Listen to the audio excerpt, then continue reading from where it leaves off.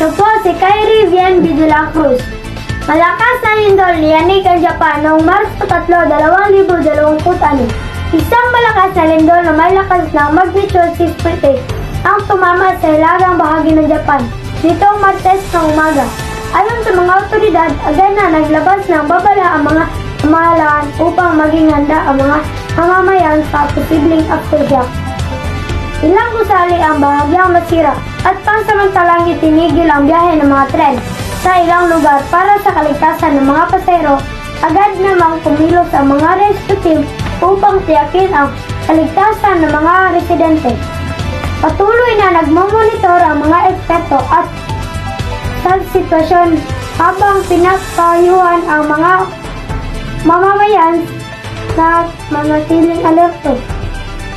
Ito po si Kyrie Vienbi de la Cruz, nag-uulat mula sa SBS News Patrol.